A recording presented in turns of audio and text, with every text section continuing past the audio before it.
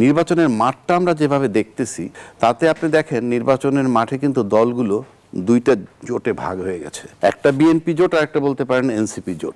তার ভিতরে চরমোনাই ছিল ওই জোটে, সেখান থেকে উনি সম্ভবত একেবারে আলাদা হয়ে গেছে আজকে পর্যন্ত যেটুকু আমি জানি। এখন এই যে জোট দুইটা জোটে বিভক্ত হয়ে গেল, তাতে আপনি যদি দেখেন বিএনপির যে জোটটা, সেই জোটে বিএনপির ভোট বলতে যা বুঝায় তার বাইরে কিন্তু অন্য যাদেরকে সংযুক্ত করছে তাদের খুব একটা অ্যাড করার কিছু নাই। আমার কাছে মনে হয় না যে বাকি দলগুলো যাদেরকে সাথে নিছে তারা সকলে মিলেও আর বাড়তি 2-3% ভোট যোগ করতে পারবে, এটা আমার ধারণা। অন্যদিকে যদি আপনি এনসিপির নেতৃত্বের জোটটা ধরেন, সেই জোটে দেখবেন আপনি যে এনসিপির কতটা আছে সেটা আমি খুব বেশি চ্যালেঞ্জ করতে পারছি না, কিন্তু জামাতের তো বেশ কিছু ভোট আছে। ইদানিং বাজারে এই কথাটাও আছে যে তাদের ভোট বেড়েছে। পাশাপাশি অন্যান্য যে ইসলামিক দলগুলো তাদের সাথে আছে, সেটা কিন্তু আপনি মাদ্রাসা বেসড যদি ধরেন একটা বিরাট জায়গা আছে ভোটের, অর্থাৎ সবাই কিছু ভোট ক্যারি করতেছে ওই জোটটার। কিন্তু বিএনপির বেলায় কিন্তু বিএনপির উপরেই নির্ভরশীল সবাই, বিএনপির করুণার দিকে তাকায় আছে অন্যান্য জোটের লোকগুলো। অ্যাডভোকেট আবু হেনা রাজ্জাকি, আপনাকে দিয়ে আলোচনাটা শুরু করি। যেমনটি বলছিলাম, বিএনপির চেয়ারম্যান তারেক রহমান এবার নির্বাচন কমিশনের সাম্প্রতিক ভূমিকা নিয়ে সমালোচনা করলেন। সেই সঙ্গে বিএনপির স্থায়ী কমিটির সদস্য সালাউদ্দিন আহমদ বলেছেন, নির্বাচন কমিশনও একটি রাজনৈতিক দল নির্বাচনকে প্রশ্নবিদ্ধ করতে চায়, একটি রাজনৈতিক দল কৌশলে নির্বাচন থেকে সরে যেতে চায়। এই বক্তব্যের আসলে রাজনৈতিক অর্থ যদি জানতে চাই, সেটি কি? ধন্যবাদ আপনাকে। না, এই যে বললেন সালাউদ্দিন সাহেব বলছেন যে একটা দল নির্বাচন থেকে সরে যেতে চায়, এখন এটার ভিত্তি বা ইনফরমেশন ওনার কাছে কি আছে সেটা আমার জানা নাই। তবে যেহেতু তারা একেবারে রাজনীতির ভিতরে এবং সামনে নির্বাচন করতে যাচ্ছেন, এবং তারা বলতে গেলে মানে বিএনপি দলটা ড্রাইভিং সিটে বসা আছে বলা চলে, সেক্ষেত্রে তার কাছে এরকম ইনফরমেশন বা এরকম ধারণা থাকতেও পারে, সেটা নিয়ে আমি কোনো চ্যালেঞ্জ করছি না। কিন্তু নির্বাচনের মাঠটা আমরা যেভাবে দেখতেছি তাতে আপনি দেখেন নির্বাচনের মাঠে কিন্তু দলগুলো দুইটা জোটে ভাগ হয়ে গেছে। একটা বিএনপি জোট আর একটা বলতে পারেন এনসিপি জোট। তার ভিতরে চরমোনাই ছিল ওই জোটে, সেখান থেকে উনি সম্ভবত একেবারে আলাদা হয়ে গেছেন আজকে পর্যন্ত যেটুকু আমি জানি।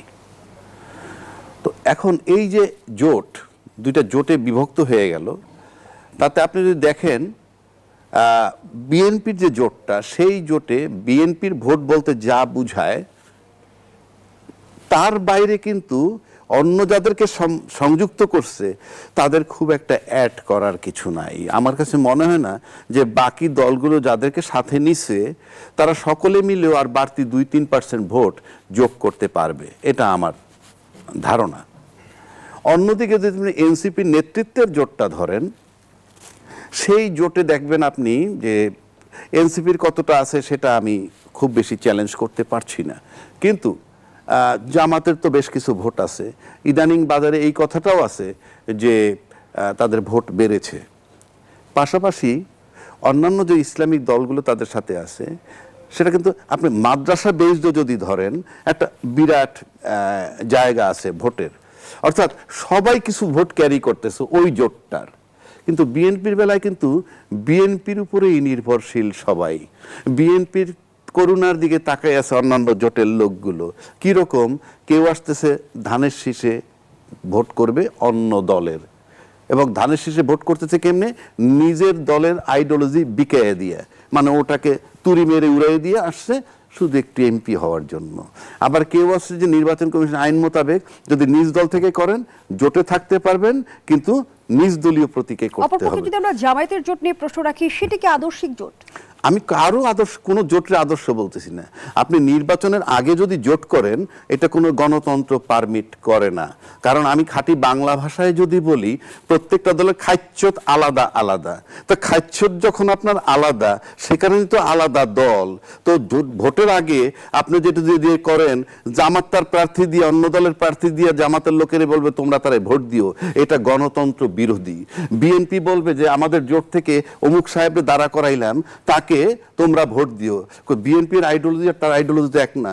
তার দলের লোকগুলাকে বলতেছে তুমি ভোট দিও তাকে, এটা কোনো গণতন্ত্র হতে পারে নাকি? আমি একটা দল করলাম আমার দলের আদর্শ নিয়ে, সেই দলের থেকে হঠাৎ করে শুনলাম অন্য একটা দলের লোককে দাঁড়া করাই দিয়ে আমার দলের নেতারা বলতেছে তাকে ভোট দিও, এটা গণতন্ত্র নয়, এটা প্রহসন, আমার ক্ষমতায় যেতে হবে। যে 11 দলীয় নির্বাচনী ঐক্য হলো, আপনি জামাতের যেটা বলেন ভাঙনও হলো, এই ভাঙনের ফলে কোন পক্ষ বেশি ক্ষতিগ্রস্ত হবে? না না, ভাঙনের ফলে ক্ষতিগ্রস্ত সে সেকেন্ডারি। আপনি যদি কোনো ইসলামী ফোর্স ধরেন, ইসলামী ফোর্স যে ভোটগুলো নিবে, বিএনপির ভোট এবং ইসলামী ভোট, ইসলামী দলগুলোর ভোট কিন্তু একই একই। অর্থাৎ জামাতের কিছু ভোট আছে, কোন মানদণ্ডে বলছেন একই? অর্থাৎ তারা রাইটিস্ট যদি আমি ধরি বা জাতীয়তাবাদীর দিকের যদি ধরেন, আপনি যেমন যে এই চরমনার পীর সাহেবরা আওয়ামী লীগের কোনো ভোট পাবে না, জামাতরা আওয়ামী লীগের কোনো ভোট পাবে না। যদি আওয়ামী লীগ দেয় সেটা ভিন্ন কথা, ওদের ভোটটা তারা কার্টেল করতে পারবে না। এখন আসেন যে কথাটা বলছেন সালাউদ্দিন সাহেব, যে কেউ কেউ ভোটের, হ্যাঁ সত্যি সত্যি যদি এমন হয় যে ঘটনাচক্রে আজকে চরমনার পীর সাহেব বের হয়ে গেছে তার দল নিয়ে, কালকে যদি জামাত বলে, এনসিপি বলে যে এই কারণে লেভেল প্লেইং ফিল্ড নাই, কেন নাই আমি বলি, একটা এক্সাম্পল দিই। আপনি যদি সম্প্রতি ডাক্তার আব্দুল মোমেনের ইন্টারভিউটা শুনে থাকেন, উনি 8 মাস পরে দেশ থেকে পালিয়েছেন, উনি নিজে, এটা অলরেডি ভাইরাল। 8 মাস পরে দেশ থেকে পালিয়েছেন, দেশ থেকে বের হয়ে গেছেন। উনি 6 বার তার সিম বদল করছেন, থাকার বিভিন্ন জায়গা বদল করেছেন। উনি কিভাবে পালিয়েছেন দেশ থেকে 8 মাস পরে? এখন থেকে 6-7 মাস আগে। কিভাবে? তার স্ত্রী সরকারি কর্মকর্তার সাথে যোগাযোগ রেখেছে এবং সরকারি কর্মকর্তারা তাকে বের হয়ে যেতে সহযোগিতা করছে, তার বক্তব্য। তো সরকারি কর্মকর্তারা যখন 5 আগস্টের 8 মাস পরেও পতিত সরকারের লোকের সহযোগিতা করে, তখন আপনাকে ধরে নিতে হবে যে প্রশাসন পতিত সরকারের পক্ষে কাজ করছে। আমি যদি পাল্টা প্রশ্ন রাখি যে তার বক্তব্য কতটা বিশ্বাসযোগ্য, সেটা তো অন্য প্রশ্ন। তাহলে তুমি পত্রিকায় যেটা পাই সেটা কতটুকু বিশ্বাসযোগ্য, মিস্টার এক্স বলছেন সেটা কতটুকু বিশ্বাসযোগ্য, আমি যা বলছি সেটা কতটুকু বিশ্বাসযোগ্য, এটা তো কোনো কোশ্চেন হতে পারে না। এটা তো কেউ চ্যালেঞ্জ করে। উদ্দেশ্য প্রণোদিত ভাবেও তো কোনো বক্তব্য দিতে পারে, পতিত শক্তি উদ্দেশ্য প্রণোদিত দিতে পারে, কিন্তু সে তো বলছে সরকারি কর্মকর্তা কর্মচারী, এই কথাটা কেউ ডিনাই করে নাই। এখন আসেন, এই যে ওই সরকারি কর্মকর্তা কর্মচারী তাকে সহযোগিতা করে থাকে, সে তো পতিত সরকারের পক্ষের লোক। তার মানে কি, এই প্রশাসনে যারা আছে তারা পতিত সরকারকে যারা পতন ঘটাইছে তাদের বিরোধী। সেক্ষেত্রে আপনি ধরতে পারেন এনসিপি জোটের বিরোধী শক্তি যেটা প্রশাসনে আছে। সুতরাং আপনি ন্যাচারালি নির্বাচনের ক্ষেত্রে এই যে লেভেল প্লেইং ফিল্ড নাই, পতিত সরকারের পক্ষে কাজ করতেছে, তার মানে তারা এনসিপি জোটের বিরুদ্ধে করবে, সুতরাং লেভেল প্লেইং ফিল্ড নাই। এটা আপনি কি করে করবেন? এই যে লেভেল প্লেইং ফিল্ড নাই, এই অজুহাতে যদি কালকে ওই জোটটা নির্বাচন বয়কট করে, আপনার আমার কি করার আছে? তখন আপনি বলতে পারবেন কেউ নির্বাচন বয়কট করলে আমাদের কিছু করার নেই, আমরা নির্বাচন করে যাব। তাহলে সেই 2024-এর নির্বাচন হবে, অর্থাৎ 5ই আগস্টের নির্বাচন বয়কট কি কোনো রাজনৈতিক অস্ত্র? আপনি তো, আমি আই এম এট লিবার্টি। আমি যদি মনে করি লেভেল প্লেইং ফিল্ড নাই, আমি যদি দেখি পক্ষপাতিত্ব হচ্ছে, আমি যদি দেখি সরকারি কর্মকর্তা কর্মচারী পতিত সরকারের লোকরা সহযোগিতা করতেছে এখনো, কারণ আমাদের কাছে কতগুলো দৃষ্টান্ত আছে, 626 জন লোক যারা আশ্রয় নিয়েছিল তারাও বেরিয়ে গেছে, আরো বিভিন্ন লোক বেরিয়ে যাচ্ছে। সুতরাং সেই হিসাব করলে আপনি তো, যদি কেউ মনে করে, কারণ এখন আপনি বলতে পারেন তারা নির্বাচনে দাঁড়াইলে ফেল করবে, অমুক তমুক ইত্যাদি ইত্যাদি বলে, এবং এমন ন্যারেটিভও তৈরি করা আছে যে প্রশাসনের জামাতের কথাই চলে, এটা এরকম কথা আছে। কিন্তু আমরা তো সমাজে থাকি, আকাশে বাতাসে আমরা তো মাঠে নামি, এগুলো একটা ন্যারেটিভ তৈরি করা, কারণ কোনো কারণে যদি পরিস্থিতি ঘোলাটে হয়ে যায়, একটা ন্যারেটিভ তৈরি করে রাখা। তবে আমার যে এক্সাম্পল, নির্বাচন কমিশনের ভূমিকা নিয়ে কিন্তু আমরা পাল্টাপাল্টি অভিযোগ শুনছি। আমরা এনসিপির তরফ থেকে অভিযোগ শুনছি, আমরা বিএনপির তরফ থেকে অভিযোগ শুনছি, আমরা জামায়াত ইসলামীর তরফ থেকে অভিযোগ শুনছি। শুনবেনই তো। নির্বাচন কমিশন কি আদৌ এমন কোনো সিদ্ধান্ত নিয়েছে যেটি রাজনৈতিক দলগুলোর আস্থাকে প্রশ্নবিদ্ধ করছে? হ্যাঁ, ডেফিনেটলি। কারণ আমরা ইতিমধ্যে অভিযোগ পাইছি যে, শুনেন, আপনি এক জায়গায় চাকরি ইন্টারভিউ দিবেন, কিংবা আপনি একটা কোথাও আবেদন করতেছেন কিছুর জন্য, আপনি একটা ফর্ম দিল, আপনাকে পুরাটা ফর্ম ফিল আপ করতে হবে, পুরাটা ফর্ম ফিল আপ করতে হবে, প্রযোজ্য নয়, আমার জানা না, ইত্যাদি ইত্যাদি। আপনি কোনো কলাম খালি রাখতে পারবেন না। বাংলাদেশের দ্বৈত নাগরিকত্ব নিয়ে কলাম খালি বহু লোকে রেখেছে এবং তাদের ইয়েগুলা বাতিল হয়নি। এবং এই দ্বৈত নাগরিকত্ব ইস্যুতে শেরপুরের কোন একটা আসন নিয়ে একজন লয়ার রিট করেছিল, তাকে নির্বাচন কমিশন অফিসের সামনে নির্যাতন করা হয়েছে।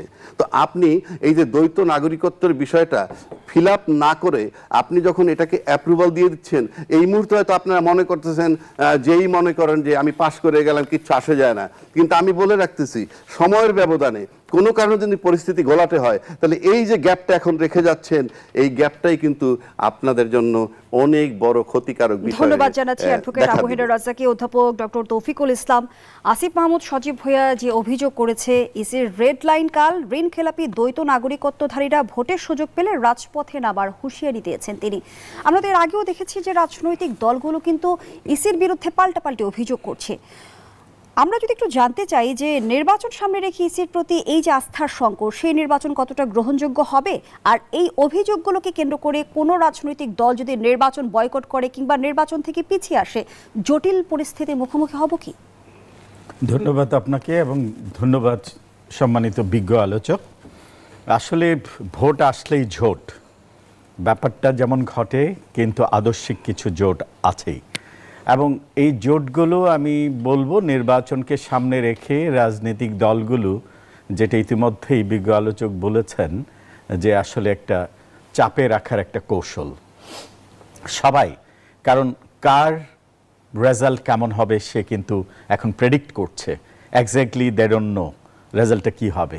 তো প্রেডিকশন থেকে স্বাভাবিকভাবে আশঙ্কাও হচ্ছে যে আসলে নির্বাচনী ফলাফল কেমন হবে। সেজন্য আগেই বলে নিচ্ছে যে নির্বাচন কমিশন সঠিকভাবে কাজ করছে না, প্রশাসন ঠিকভাবে কাজ করছে না, প্রশাসন হয়তো নিরপেক্ষ না, প্রশাসন হয়তো পক্ষপাতদুষ্ট, এই কথাগুলো আসছে। ফলাফল নিয়ে সব দলের মাঝে কি শঙ্কা কাজ করছে?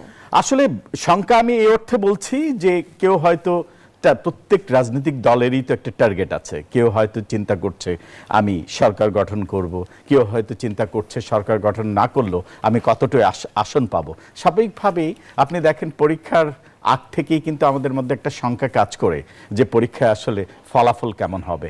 একইভাবে এবার সত্যিকার অর্থে যেদিকে যাচ্ছে, এবং আমরা দেখেছি প্রধান উপদেষ্টা যেভাবে বলেছেন, বারবার রিপিটেডলি বলেছেন এবারের নির্বাচন হবে বাংলাদেশের ইতিহাসে ডিফারেন্ট এবং সবচাইতে বেশি ফ্রি অ্যান্ড ফেয়ার, যেটা বলছে। আমরা এখনও সেটা কমেন্টসে যাচ্ছি না কেমন হচ্ছে, যেহেতু নির্বাচন এখনো হয়নি, এবং আমরা আশা করছি ফ্রি অ্যান্ড ফেয়ার ইলেকশন হবে।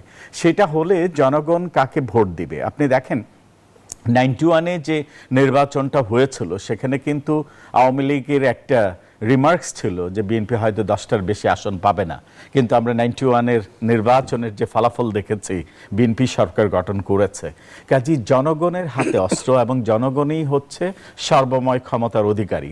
জনগণ যদি ভোটাধিকার প্রয়োগ করে নির্বাচনের ফলাফল কি হবে, এই কোটি কোটি ভোটারের মাঝে আমরা যে দেখি মাঝে মাঝে পরিসংখ্যান দেখা যাচ্ছে, এবং পরিসংখ্যান নিয়ে কেউ কেউ কথা বলছে, ভোটারদের রাজনৈতিক বিশ্লেষণও হচ্ছে, এবং সেভাবে দেখা যাচ্ছে কেউ বলছে 30%, কেউ বলছে 47%। দুটো দলকেই, বিশেষত রাজনৈতিকভাবে এখন সবচাইতে বড় দল হচ্ছে বাংলাদেশ জাতীয়তাবাদী দল বিএনপি, তারপরে যদি ধরেন স্বাভাবিকভাবে জামাতে ইসলামের নামটা আসে। এখন ঘটনা হচ্ছে ভোটের গ্যাপ কত। আপনি যদি পর্যালোচনা করেন 91 থেকে লাস্ট যে ইলেকশনটা হয়েছে, যে ইলেকশনগুলোতে বিএনপি এবং জামাত অংশগ্রহণ করেছে, 91-এর নির্বাচনে আপনি যদি দেখেন সেটা বিএনপির সাথে জামাতের অ্যালায়েন্স ছিল, জামাত 18টি আসন পেয়েছে। এবং তারপরের ইলেকশনটা যদি দেখেন 96-এ, যেটা জামাত বিএনপির অ্যালাই থেকে বের হয়ে আওয়ামী লীগের সাথে সম্পৃক্ত ছিল, 3টি আসন পেয়েছে। তারপরের ইলেকশনে যদি দেখেন যে আবার জামাত বিএনপির সাথে এসেছে, এবং তখন কিন্তু জামাত 28টি আসন পেয়েছে। কাজে প্রেক্ষাপট আপনি দেখেন এবার কিন্তু জামাতের অ্যালাই কিন্তু আলাদা, জামাত কিন্তু বিএনপির সাথে নেই। কাজেই এখন প্রেডিক্টটা আমি যদি পাস্ট দেখি একরকমের প্রেডিকশন আসে, আবার এই 5ই আগস্টের পরিবর্তিত পরিস্থিতিতে জামাতের সাথে যে অ্যালাই আছে, এনসিপি আছে, এনসিপি সহ ইসলামিক কিছু দল আছে। তবে আমি বলবো যে এই জামাতের নেতৃত্বে যে জোট, এটা কিন্তু আদর্শিক জোট আমি বলবো না, কিন্তু বিএনপির সাথে যে জোটটা আপনি দেখেন আদর্শিক কতটা সেটা নিয়ে আমি বিশ্লেষণে যাচ্ছি না। তবে এটা আমি নির্দ্বিধায় বলতে পারি গত 16-17 বছর একসাথে থেকে যারা আন্দোলন সংগ্রামী ছিল ফ্যাসিস্টদের সাথে, এই কমিটমেন্টটা বিএনপি। আপনি বিগত সময়ের সমীকরণ তুলে ধরছিলেন অধ্যাপক ডক্টর তৌফিকুল ইসলাম। ধর্মভিত্তিক রাজনৈতিক দলগুলোর এই মুহূর্তে যে পারস্পরিক অনৈক্য আমরা দেখছি, এটি কি ভোট ব্যাংকে প্রভাব ফেলবে ত্রয়োদশ নির্বাচনের ক্ষেত্রে, যদি আমরা জানতে চাই? ডেফিনেটলি এটা তো আসলে যখনই জোট ভেঙে যায় সেটার তো একটা ইম্প্যাক্ট থাকেই। তবে আমার কাছে মনে হয় যে চরমোনাইয়ের সাথে যে জামাত এনসিপি জোটের যে অ্যালায়েন্স ছিল, চরমোনাইয়ের যে আপনি যদি দেখেন লাস্ট 15-16 ইয়ার্সের যে হিস্ট্রি, সেটা দেখলে বোঝা যায় যে আসলে ওদের জোট থেকে চলে যাওয়াটা খুব যে বেশি ইম্প্যাক্ট হবে আমার কাছে মনে হয় না। তবে স্বাভাবিকভাবেই যখন একটা রাজনীতির মাঠে আলোচনা চলে যে এইটা জোট হয়ে গেছে অলমোস্ট, যেটা আলোচনায় ছিল যে চরমোনাই অলরেডি সেই জোটে আছে এবং সেই জোটে থেকেই নির্বাচন করবে। তারপরে বিশেষজ্ঞরা তো অনেকেই বলছে যে ইসলামপন্থীদের ভোট স্পষ্টত 3 বাক্সে বিভক্ত হয়ে পড়ল। হ্যাঁ, এটা হবে। চরমোনাই যেহেতু আলাদা এককভাবে নির্বাচন করছে, সেখানে তো বাক্স পড়বে, কিন্তু কতটা ইম্প্যাক্ট পড়বে সেটা যদি বলেন, ডেফিনেটলি ওই জোট কিছুটা অ্যাফেক্টেড হবেই। ভোটের ব্যাংকে যখন জোট একসাথে এগিয়ে যায় এবং সেভাবেই জোট, বিশেষত জোট ভেঙে যায় কিন্তু আসন বন্টনে সমঝোতা না হওয়া, এখানে হচ্ছে পাওয়া না পাওয়ার বেদনাটাই কাজ করে। যখন একটা টার্গেট থাকে, সে টার্গেট অনুযায়ী যখন জোট থেকে এক্সপেকটেশন অনুসারে যদি আসন না পায়, তখনই কিন্তু জোট থেকে বেরিয়ে যাওয়ার প্রশ্নটা আসে। প্রশ্নটা কিন্তু এই না যে আদর্শিক কারণে বেরিয়ে গেছে, সেখানেই প্রশ্ন। সেক্ষেত্রে যারা বেরিয়ে গেছে এবং যে জোট থেকে বেরিয়ে গেছে, বোথ সাইডেই কিন্তু আমার কাছে মনে হয় ভোটের ক্ষেত্রে ক্ষতিগ্রস্ত হওয়ার সম্ভাবনা। ধন্যবাদ জানাচ্ছি আপনাকে অ্যাডভোকেট আবু হেনা রাজ্জাকি। যেমনটি অধ্যাপক ডক্টর তৌফিকুল ইসলাম বলছিল যে দুপক্ষই ক্ষতিগ্রস্ত হওয়ার সম্ভাবনা আছে জোট ভাঙনের ফলে, তাহলে লাভবান কারা হবে? ইসলামপন্থী দলগুলোর এই বিভাজন কি বিএনপিকে আরো শক্তিশালী করে তুলবে? ধন্যবাদ আপনাকে। আসলে চরমোনাইর পীর সাহেবের কথা যেটা বলা হচ্ছে, তার যে ভোট, যেটা উনি বললো, টু সাম এক্সটেন্ট আমি অ্যাকসেপ্ট করি এটা, যে ওনার এমন কোনো ভোট নাই যে উনি বের হয়ে গেলে পরে ওনার এমন খুব বেশি ইম্প্যাক্ট হবে বলে, মানে 1 নম্বর খুব একটা ইম্প্যাক্ট হবে না। 2 নম্বর, যদি আগে থাকতো তাইলে যদি বিএনপি তাকে অ্যাকোমোডেট করতো, 2-1টা সিট যদি বিএনপির কাছ থেকে নিতে পারতো, তাইলে হয়তো একটা আশার আলো থাকতেও পারতো। এখন বিএনপিও তাকে অ্যাকোমোডেট করবে না। So he has made himself isolated, স্রোত থেকে আইসোলেটেড হয়ে গেছে। আমার কাছে মনে হয় না ব্যক্তিগতভাবে ওই দলটা এককভাবে আর কিছু করতে পারবে। এইবার আসেন ভোটের যে ফ্যাক্টরটা আমরা বারবার বলছি, এই ভোটের ফ্যাক্টরে কিন্তু আওয়ামী লীগের ভোট একটা ফ্যাক্টর। আমরা যদি প্রিভিয়াস রেকর্ডে যাই, তাহলে বিএনপিরও 35, আওয়ামী লীগেরও 35, জামাতের ছিল 10। কেউ কেউ বলছে জামাতের কিছু বাড়ছে, ধরে নিলাম যেহেতু এনসিপি টেনসিপি এক জায়গায় হয়েছে, জামাত নয় 12-15 হয়েছে। এখন আপনি ধরেন বিএনপি প্লাস আওয়ামী লীগ, অর্থাৎ বিএনপির সাথে যে আওয়ামী লীগের ভোট যোগ হয়, কথার কথা বলছি, কোনটা হবে আমরা জানি না, তাহলে সোনায় সোহাগা বিএনপির জন্যে। আচ্ছা, যদি জামাতের সাথে আওয়ামী লীগের ভোট যোগ হয়, তাহলে আপনি জামাত সরকার গঠন করবে। আর নির্দলীয় ভোট যেগুলো আছে, দলবিহীন, সেটার কথা আমরা বলছি না, আমরা দলীয় ভোটের কথা বলছি। তো সেখানে আওয়ামী লীগ সরকার গঠন করবে, জামাত মানে এনসিপি বা জামাতের জোট সরকার গঠন করবে যদি আওয়ামী লীগের ভোট সেদিকে যায়। এখন সেটা যদি বলেন সম্ভাবনা আছে, সেটা আমি জানি না, কিন্তু আমি একটা জিনিস বলতে পারি, আওয়ামী লীগ একটা জিনিস প্রমাণ করতে চায় যে মুক্তিযুদ্ধের চেতনার পক্ষে শক্তি সে, এবং তারা ক্ষমতায় না থাকলে পরে মৌলবাদীরা চারা দিয়ে ওঠে। তা মৌলবাদী বলতে তারা জামাতকে বুঝায়। যদি তাই হয়, আর সেক্ষেত্রে যদি আওয়ামী লীগ মনে করে যে আমরা জামাতকে ভোট দিয়ে দিলে জামাত যদি পাশ করে, এবং তাতে মৌলবাদীর উত্থান হইল, প্রমাণ হইল 1, 2 স্বাধীনতার পক্ষ শক্তি হিসেবে আজকে বড় দলটা যে জায়গায় দাবি করতেছে, সেটা যদি ব্যর্থ হয়ে যায়, তখন এস্টাবলিশড হবে যে মানে মুক্তিযুদ্ধের পক্ষের শক্তি একমাত্র আওয়ামী লীগই। সেক্ষেত্রে আওয়ামী লীগের ভোট একটা বিরাট ফ্যাক্টর। পাশাপাশি জামাত যদি ক্ষমতায় চলে আসে আওয়ামী লীগের ভোট নিয়ে, পরবর্তীকালে সময়ের ব্যবধানে স্বাধীনতার পক্ষ শক্তি হিসাবে আবার আওয়ামী লীগ বিএনপি একত্র হয়ে জামাতকে হটানোর জন্য একটা আন্দোলন গড়ে তুলতে পারবে। প্লাস আওয়ামী লীগের জন্য সুবিধা যে তার জায়গাটায় সে এস্টাবলিশ করলো মুক্তিযুদ্ধের পক্ষ শক্তি হিসেবে আমরা, এবং আমরা যদি ক্ষমতায় না থাকি তাহলে মৌলবাদ চারা দিয়ে ওঠে। সুতরাং আওয়ামী লীগের ভোট একটা বিরাট ফ্যাক্টর, এবং আওয়ামী লীগ কী করবে সেটা আমরা জানি না। সেটা আমাদের নির্বাচন পর্যন্ত অপেক্ষা করতে হবে, ফলাফল বলে দিবে যে আওয়ামী লীগের ভোট কোন দিকে গেল। আপনি বলছেন যে আগামী নির্বাচনে আওয়ামী লীগের ভোট একটা বড় ফ্যাক্টর হয়ে দাঁড়াবে, কিন্তু রাজনৈতিক বিশ্লেষকরা কিন্তু বরাবরই বলছে যে আগামী নির্বাচনের ফলাফলের সমীকরণ পাল্টে দিতে পারে 4 কোটি তরুণ ভোটার। আওয়ামী লীগের সমর্থকদের ভোট নির্বাচনে বড় ফ্যাক্টর হয়ে দাঁড়াবে, কিন্তু বিশ্লেষকরা বলছে যে তরুণ ভোটারদের ভোট নির্বাচনের সমীকরণ পাল্টে দেবে। আসলে কি হবে? ধন্যবাদ আপনাকে। বিশ্লেষকরা বলবে কেন, আমরাও তো বলি 4 কোটি তরুণ voter is a very big factor, কিন্তু আমি বলছি যে তারা ভোটার, যারা দলীয় ভোটার তাদের কথা বলছি, সেখানে আওয়ামী লীগের ভোটার একটা ফ্যাক্টর। এখন কল্পনা করেন আওয়ামী লীগের ভোট নাই, দিলামই না, ধরে নিলাম 4 কোটি ভোটার যে 15 বছরে তৈরি হইল, এদের কাছে একটা দলই পরিচিত ছিল, আওয়ামী লীগ। এবং আওয়ামী লীগের তারা দেখছে একটা স্বৈর শাসক হিসাবে, একটা স্বেচ্ছাচারী দল হিসাবে। শুধু তারা সেখানে তাদের উপরে ত্যক্ত, বিরক্ত। ইন এডিশন তারা মাঠে নাই। তাহলে তারা ভোট দিবে কাকে? তারা ভোট দিবে 5ই আগস্টের পর থেকে যে দলগুলোকে মাঠে দেখছে। সেখানে দেখবে তারা জুলাই চেতনা ধারণ করছে কারা, এত আন্দোলন হইলো সেই জুলাই চেতনা ধারণ করছে কারা। এখন আমি বলবো আমি জুলাই চেতনা ধারণ করি, আপনি বলবেন আপনি করেন, উনি বলবেন উনি করেন, এই বিষয়ে কিচ্ছু আসে যায় না। ভোটাররা সিদ্ধান্ত নিবে যে কারা ধারণ করে, সুতরাং ভোট সেদিকে যাবে। 1 নম্বর। 2 নম্বর, আপনি জুলাই আন্দোলনে 1400 লোক মারা গেছে, আমরা এতক্ষণ পর্যন্ত যে রিপোর্ট পেয়েছি, সত্য মিথ্যা পরের কথা, আমাদের কাছে 1400 লোক মারা গেছে। এই 1400 লোকের যারা গার্জিয়ান, বাবা, দাদা, নানা, চাচা যাই থাকুক না কেন, আমি নিশ্চিত করে বলে দিচ্ছি, সে যে দলেরই হোক, সেই দল যদি কোনোভাবে পতিত সরকারের দিকে ঝুঁকে যায় কোনো কারণে, সেই দল এরাও সেই ভোট ওই দলকে দিবে না, কিন্তু মুখে বলবে না। তারপর আসেন যারা আহত হয়েছে 30,000 40,000, তাদের গার্জিয়ান যারা আহত, চাচা হোক দাদা হোক, সে যে দলেরই থাকুক, সেই দল যদি কোনোভাবে পতিত সরকারের পক্ষপাতিত্ব করতে চায়, সেই ভোট তাদেরকে দেবে না। সেক্ষেত্রে আপনি যদি নিরপেক্ষ একটা মোটামুটি সুষ্ঠু ভোটের দিকে আমরা যেতে পারি, তাহলে তরুণ ভোটার একটা বিরাট ফ্যাক্টর। এবং যদি নির্বাচন সুষ্ঠুভাবে কোনো বিশৃঙ্খলা না হয়, আমরা যেটাকে অ্যারেঞ্জ ইলেকশন কিংবা ইঞ্জিনিয়ারিং বলি, এই ধরনের কিছু যদি না হয়, মাঠে হবে হাড্ডাহাড্ডি লড়াই, কে হারে কে জিতে অনিশ্চিত, কনফিডেন্স নিয়ে কেউ থাকতে পারবে না। এবং এটা সাংঘাতিক চিন্তার ব্যাপার এবং টেনশনের ব্যাপার।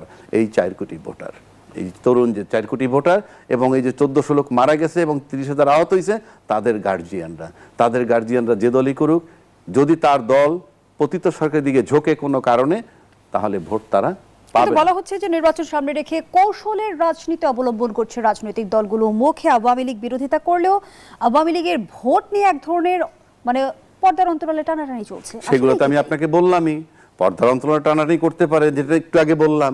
আওয়ামী লীগের যদি বিএনপির সাথে যোগায়, সোনায় সোহাগা, জামাতের সাথে যদি যোগায়, তাহলে পাশ করবে, সরকার গঠন করবে। আর একটা বিষয় আপনার কাছে জানতে চাই অ্যাডভোকেট আবু হেনা রাজা, কি এখন জামায়াত ইসলামী বলছে যে শরিয়া আইনের দিকে যারা যাবে না ক্ষমতায় গেলে, এটি কি অবস্থান বদল নাকি ভোটের কৌশল? এখন একটা জিনিস দেখেন, তারা তো ইন অ্যাকশন। আমি কোনো দলের পক্ষপাতিত্ব করছি না। জামাত কি করছে? জামাতের একটা পরিচয় ছিল জামাত স্বাধীনতা বিরোধী, জামাতের একটা পরিচয় ছিল যে তারা মা বোনের ইজ্জত নিছে, ইত্যাদি ইত্যাদি, এই ছিল তাদের পরিচয়। কিন্তু সম্প্রতিকালে তাদের পরিচয় কি হয়েছে? জামাতের সাথে যোগ দিল এনসিপি। তার মানে কি, জুলাই চেতনার যে যারা ফ্রন্ট লাইনে ছিল তাদেরকে তারা ধারণ করলো। কিন্তু তারা তো বারবার বলছে এটি আদর্শিক জোট নয়। আদর্শিক হোক না হোক, জোট দিছে তো, আপাতত তো যোগ দিছে, ওইটার সাথে জোট বানাইছে। তারপরে আসেন, সেখানে মুক্তিযোদ্ধাও সম্প্রতিকালে যোগ দিছে 2 জন। আপনি মুখে যাই বলেন না কেন, 2 জন মুক্তিযোদ্ধা যোগ দিছে তো। এই মুক্তিযোদ্ধাদের নিয়ে এতদিন তো কোনো কথা ছিল না, এখন যোগ দেওয়ার পরে মুক্তিযোদ্ধাদের বিরুদ্ধে তীব্র সমালোচনা হচ্ছে। তারপরে আসেন, মাইনরিটি কমিউনিটির লোকও তো তারা নমিনেশন দিছে। সুতরাং আপনি যদি এই অ্যাকশনগুলো দেখেন, তাইলে যদি ডাক্তার জামাতের আমির বলে ফেলছেন, কারণ দীর্ঘদিন ধরে 53 বছরের যে এক্সপিরিয়েন্স স্বাধীন বাংলাদেশে দেখছে, এখানে শরীয়ত আইন, মুসলিম আইন বলতে যাবো যায়, এগুলি খায় না, এগুলো চলবে না। সুতরাং মাঠে থাকতে হলে এখান থেকে শিফট করতে হবে। অধ্যাপক ডক্টর তৌফিকুল ইসলাম মিথিল, নতুন শক্তির কথা বললেও বর্তমান অন্তর্বর্তীকালীন সরকার উগ্র গোষ্ঠীর কাছে জিম্মি, বর্তমান সরকার নিরপেক্ষ নির্বাচন করতে পারবে কিনা সে প্রশ্ন এসেছে, এমন মন্তব্য করেছেন সিপিডি সম্মানীয় ফেলো দেবপ্রিয় ভট্টাচার্য। কেন এই শঙ্কা? আসলে এটা উনি ওনার বিশ্লেষণ থেকে হয়তো বলেছেন, কিন্তু আমরা খুব আশাবাদী যে একটা সুষ্ঠু নির্বাচনের দিকেই যাচ্ছে। কারণ আমি এই জন্য আশাবাদী, আপনি দেখেন যে এই পরিবর্তিত পরিস্থিতিতে বিশেষত এই তরুণরা গত 3টি নির্বাচনে ভোটাধিকার হারিয়েছে। তাদের মধ্যে ভোট দেওয়ার যে উৎসাহ, অনুপ্রেরণা, যে এবার তারাই তাদের নেতা নির্বাচন করবে। এবং সত্যি যে কথাটা সম্মানিত সহ আলোচক এই কথাটা বলেছেন, যে আসলে আগামী নির্বাচনটা আমার কাছে মনে হয় অনেকটা আনপ্রেডিক্টেবল। এই জন্য বলছি, কারণ গত 3টি নির্বাচনে ভোটাররা ভোটাধিকার প্রয়োগ করতে পারেনি। এবং আমার কাছে মনে হয় এই নতুন মোর দেন দু লাইনে যদি আমরা শেষ করি। হ্যাঁ 4 crore যে এই তরুণ ভোটার আছে, এরা কিন্তু এবার ভোট দিতে যাচ্ছে এবং এদের উপর আপনি, আমার কাছে মনে হয় একদিকে আপনি যদি দেখেন এই জুলাই নিয়ে এদের অবস্থান এবং পাশাপাশি জুলাই নিয়ে আবার প্রশ্নবিদ্ধ অসংখ্য করারও ধন্যবাদ চেষ্টা জানাচ্ছি হয়েছে অধ্যাপক ডক্টর বিভিন্নভাবে। তৌফিকুল ইসলাম। ধন্যবাদ জানাচ্ছি অ্যাডভোকেট আবু হেনা